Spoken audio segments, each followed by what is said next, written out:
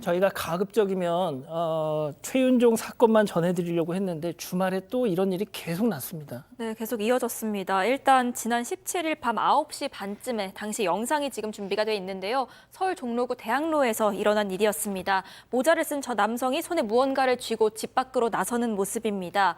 이 남성이 그 주변 골목으로 등장을 하니까 저렇게 지나가던 사람들조차도 보고는 놀라서 뒷걸음질을 치는데 알고 보니까 이 남성이 손에 꼭 쥐고 있던 게 흉기였습니다. 골목길을 지나서 저렇게 사람들이 많이 다니는 도로까지 나왔던 겁니다. 저렇게 300m가량을 배회하다가 집으로 돌아갔는데요. 이렇게 도심 한복판에서 흉기를 든 남성이 출연하니까 112 신고가 당시에 이어졌습니다. 자, 승 의원님 여기 대학로였어요. 대학로. 그러니까 세상이 왜 이렇게 어려워지고 힘들어지는지 잘 모르겠네요. 사실상 60대라 그러면 어느 정도 세상을 많이 살았고 또 그 세상의 어떤 그 풍지풍파에 충분히 자기 감정을 컨트롤할 수 있는 나이였음에도 불구하고 지금 우리가 불로 처리해서 그렇지 제가 그 사건 조금 알고 있는데 저 흉기 굉장히 좀 이렇게 큰 흉기 중에 하나였는 걸로 저는 알고 있습니다. 그러니까 주위에 있는 사람들이 그냥 그 흉기를 보고 섬뜩해서 뒤로 도망갈 수밖에 없었던 상황이거든요. 세 차례 경찰 신고가 있었고 아까 우리 이자연 기자가 말했다시피 1시간 후에 긴급 체포 당했습니다. 자, 그러면 여기서 두 번째 사건 체크포인트 짚어보죠. 소장님 뭐가 시끄럽다는 거죠? 네, 이 60대 남성 경찰 조사에서 도대체 왜 이런 흉기를 들고 왜 돌아다녔냐라고 얘기했더니 뭐라고 했냐면 집에서 영상으로 휴대폰으로 영상 보고 있는데 바깥에가 너무 다 시끄러워서 다 죽여버려야겠다라는 생각이 들었다는 거예요. 뭐 다행이라고 해야 될지 이번에 인명 피해는 없었지만 이 사람이 그 전에도 이웃들한테 시끄럽다 그러면서 막 소리를 지르고 협박을 하고 그랬답니다. 그러니까 이웃들은 얼마나 불안하겠어요. 어쨌든 이 사람 지금 특수협박죄로 적용이 돼서 구속영장이 발부되었습니다. 근데 구속이 아닌 치료가 필요하다. 네, 지금 탄원서가 1,000장이 넘게 접수가 됐다고 합니다. 일단은 이건 사실 확인이 좀 필요하긴 한데요. 이 60대 남성이 중증 지적장애인이고 정신 연령이 3세에서 7세 정도 되는 정도라고 합니다.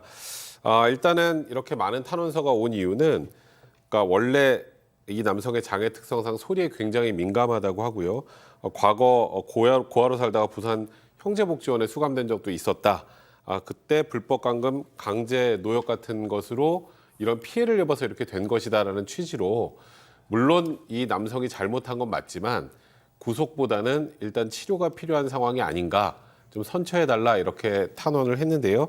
일단은 뭐 이것 때문에 구속이 불구속으로 바뀔 가능성은 그렇게 높아 보이진 않는 상황인데 이게 사실이라면 이 남성에 대한 적극적인 치료 이런 부분들도 분명히 필요한 상황이라고 보입니다. 그러면 이 천분들이 왜 지금까지 가만히 있었어요? 이분이 이렇게 위험한 분 알았으면 저 형제복지원 너무 싫어하는 사람입니다. 이 국가폭력이에요. 그래서 이 사람이 이렇게 아팠다면 그 1,000명이 좀 연대에서 손을 좀 내밀어 주셨으면 이분이 조금이라도 치료받았으면 하는 생각은 저는 분명히 존재를 합니다. 그분들한테 탄원 쓰는 게 나쁘다는 게 아니라 그렇죠. 같이 함께 이런 분들이 세상에 많을 수 있잖아요. 같이 우리 손잡고 이런 분들이 좀 치료받게끔 했으면 좋겠다.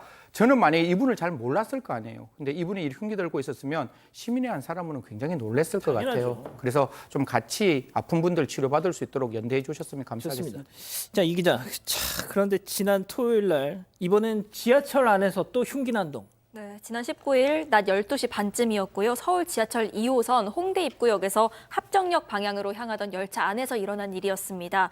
한 50대 남성이 처음 보는 20대 남성 승객 2명의 얼굴 쪽을 향해서 날카로운 도구 사실상의 흉기입니다. 이걸 휘둘렀습니다. 경찰이 바로 현장 출동했고요. 특수상해 혐의로 남성을 체포했습니다.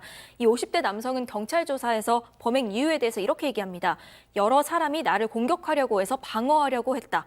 물론 조사 결과 사실은 아니었습니다. 자, 오늘 오전에 이 사람에 대한 영장 실질 심사가 있었는데요.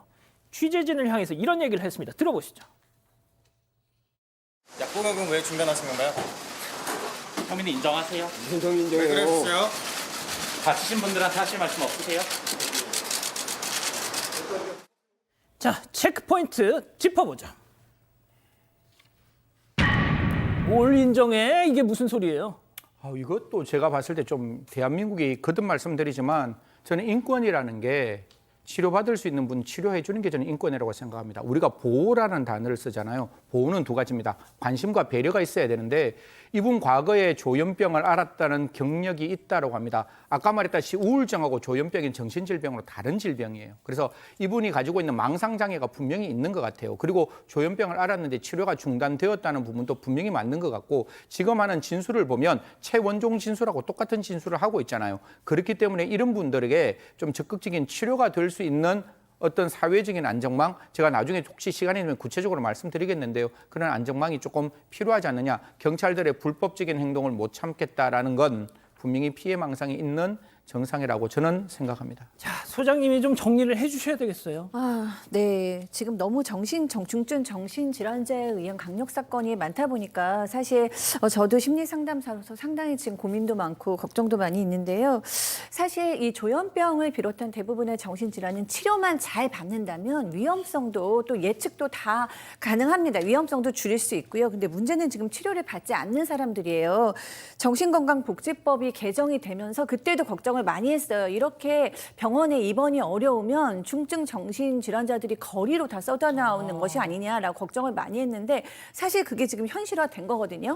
정부 기관이나 공공기관에서 이거를 아무도 지금 신경 쓰지 않고 사실상 그냥 가족들이 알아서 해라 이런 식인데 가족들이 뭘 어떻게 알아서 하겠어요.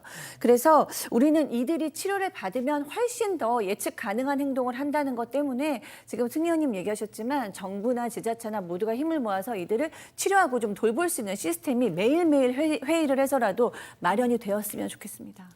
알겠습니다. 자, 두 번째 사건 정리하고요.